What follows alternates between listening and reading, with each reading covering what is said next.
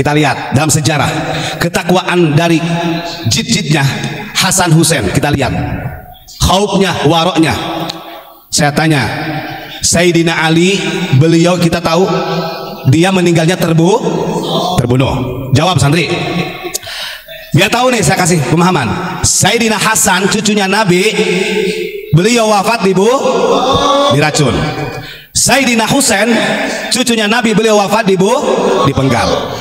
Para santri kalau membaca sejarah, kalau memang betul itu diitbahkan kepada Alawiyah dari Alawi bin Ubaidillah itu, coba lihat sejarahnya. Ada atau tidak dari kurun mereka sampai sekarang yang membela agama Allah sampai dipenggal atau sampai meninggal dunia?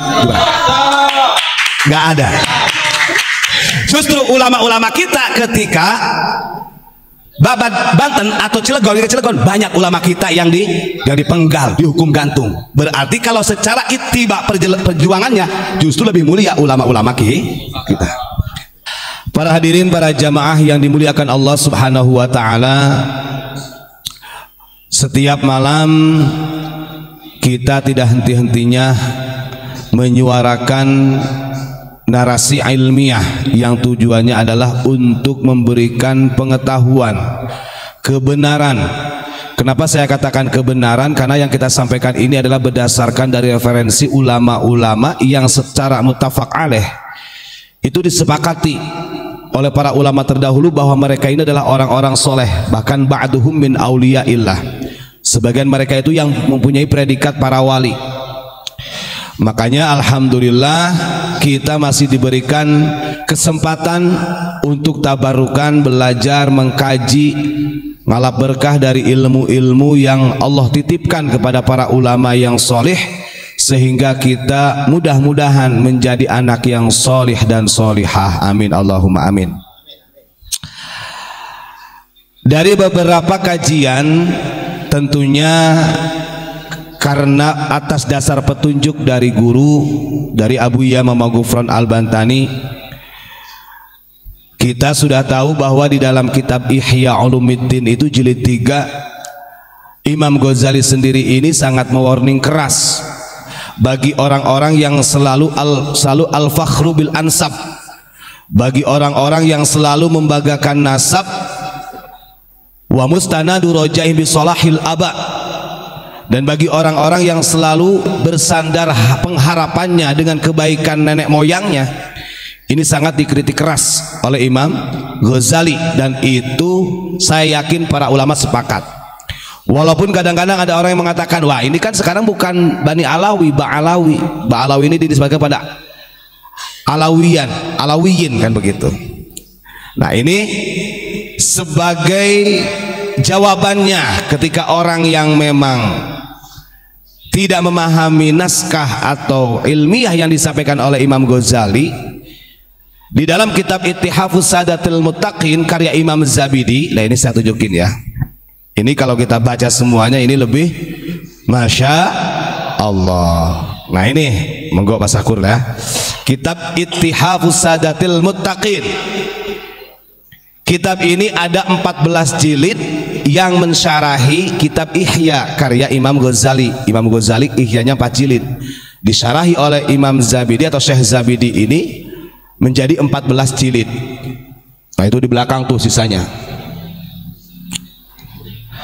Kenapa ingin kita sampaikan? Karena di dalam hadis sahih Imam Tabrani kemarin sudah kita sampaikan, yang diriwayatkan oleh Salman Al-Farisi an Rasulullah sallallahu alaihi wasallam, beliau mengatakan salasatun min alamatil jahiliyah, ada 3 tanda yang menunjukkan seseorang itu mempunyai karakter sifat daripada jahiliyah. Agar supaya kita dijauhkan dari sifat karakter jahiliyah, tentunya 3 tanda ini harus dibuang jauh-jauh dari diri kita. Ini sebelum saya bacakan Ittihafus Sadatil Muttaqin ya. Yang pertama, tanda-tanda bahwa seseorang itu walaupun di zaman sekarang, di abad 20 sekarang, di abad 21 sekarang, kalau dia masih mempunyai karakter sifatnya seperti yang disabdakan oleh Nabi di dalam hadis riwayat Tabarani, maka bisa dipastikan orang-orang tersebut adalah golongan jahiliyah. Na'udzubillahi min. Yang pertama yang disampaikan oleh baginda Rasul sebagai tanda karakter sifat daripada jahiliyah adalah al-fakhru bil ansabi. Orang-orang yang gemar menyombongkan, membanggakan keturunannya. Keprok dulu, keprok.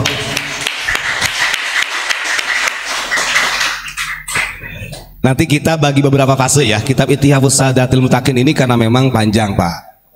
Tidak cukup memakan waktu 1 jam, sebenarnya nggak cukup.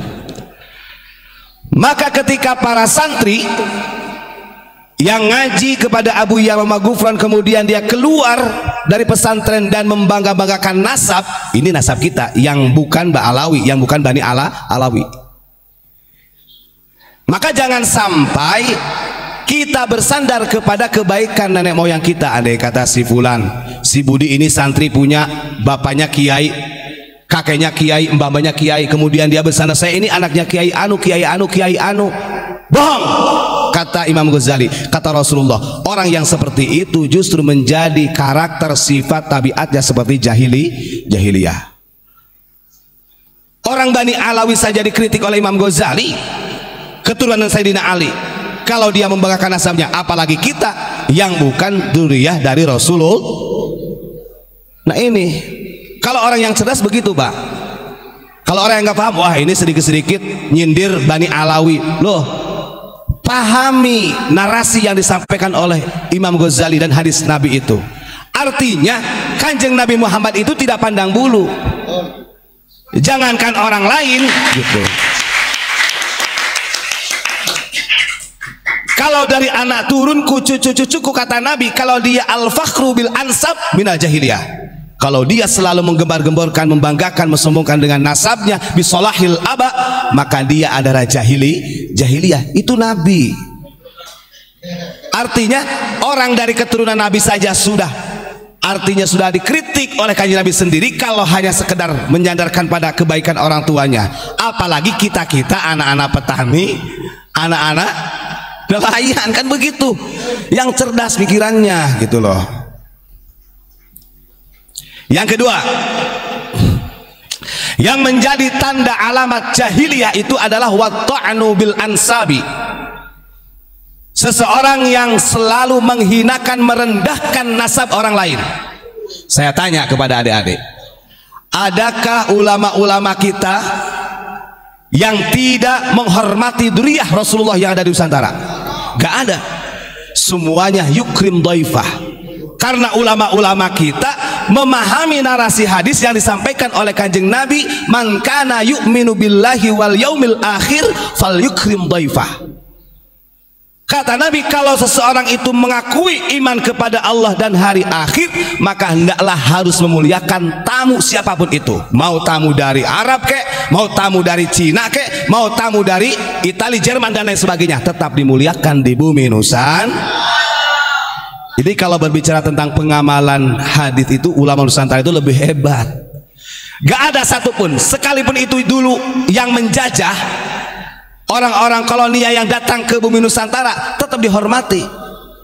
Adanya perlawanan sehingga sampai perang kontak fisik itu karena mereka sudah musrifin, keterlaluan. Ini hebatnya ulama-ulama Nusantara. Maka jangan di framing, yang seakan-akan pribumi itu tunduk kepada mereka.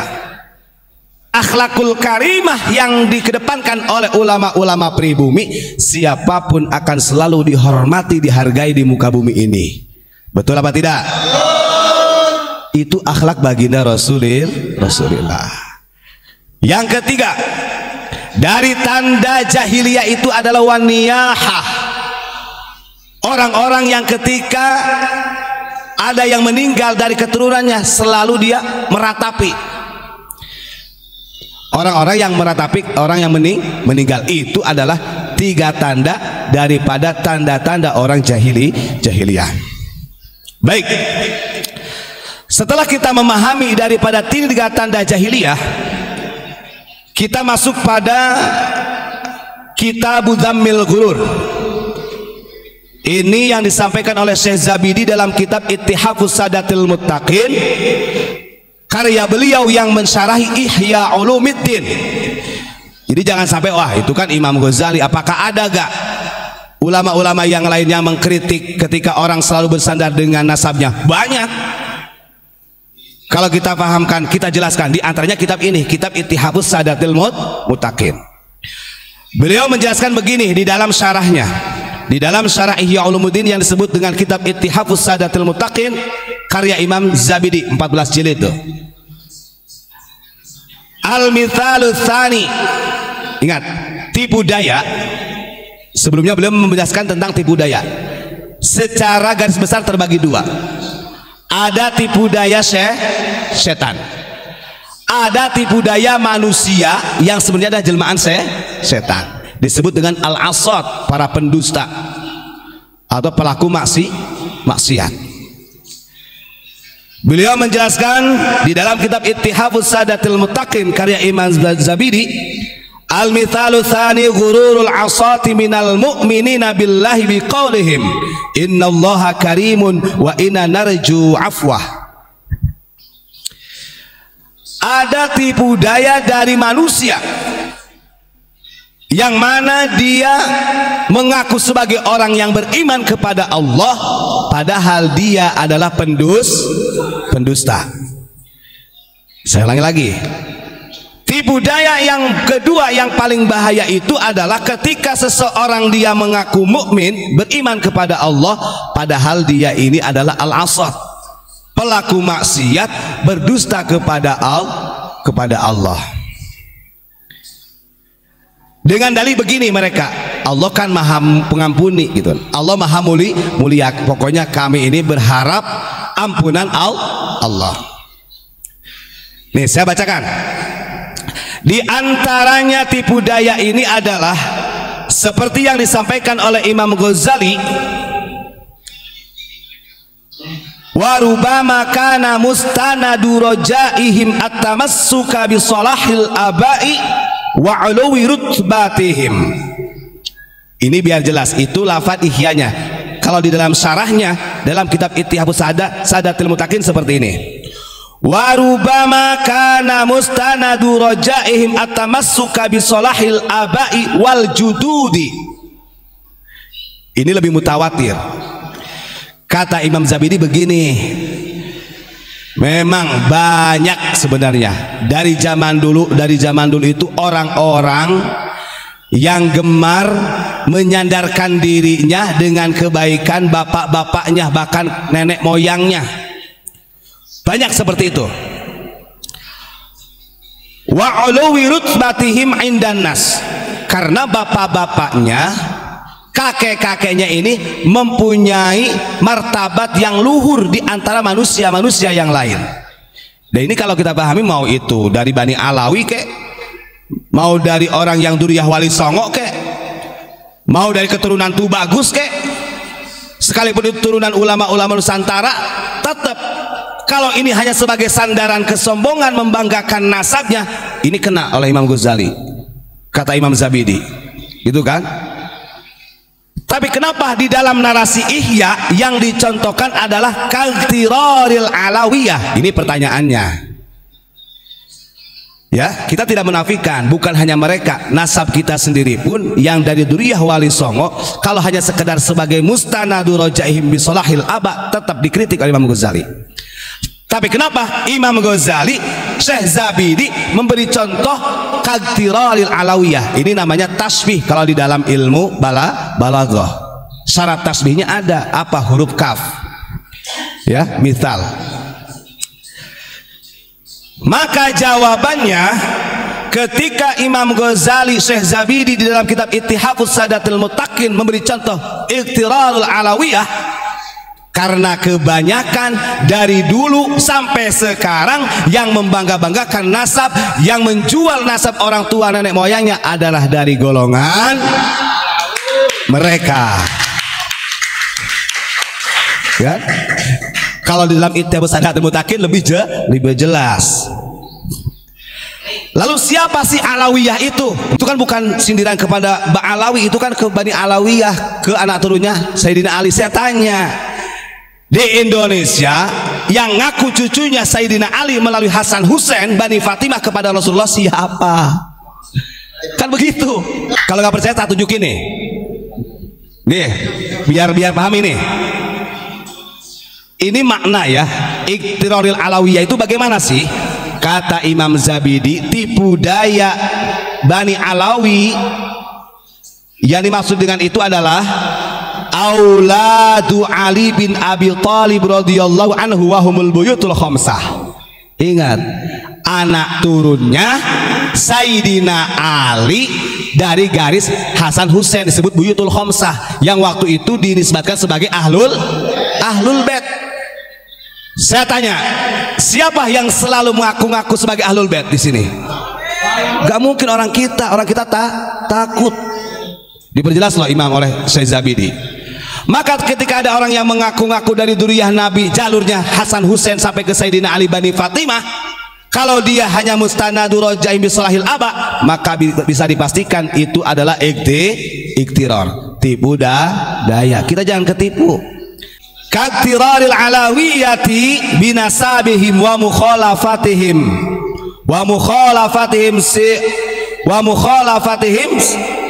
sirati abaihim at-tahirin fil khawfi wa taqwa wal wara. Itu kalimat yang diittihaf. Kalau di kalimat yang diihya begini, kaktiraril alawiyati binasabihim wa mukhalafati sirati abaihim fil khawfi wa taqwa wal wara. Ada perbedaan, artinya beliau Syekh Zabidi lebih memperjelas. Kenapa kata Imam Zabidi sampai dikritik demikian oleh Imam Ghazali? Karena kebanyakan orang-orang yang ngaku hanya bersandar kepada kebaikan jijitnya Hasan Husain, Sayyidina Ali sampai ke Rasulullah, kebanyakan mereka perilakunya itu sangat bertolak belakang dengan sejarah-sejarah mereka nenek moyang. Dalam hal apa? Dalam hal ketakwaan, dalam hal rasa takut, khauf rojanya kepada Allah. Lebih-lebih dalam hal waro. Di sini waro dijelaskan. Apa sih itu waro?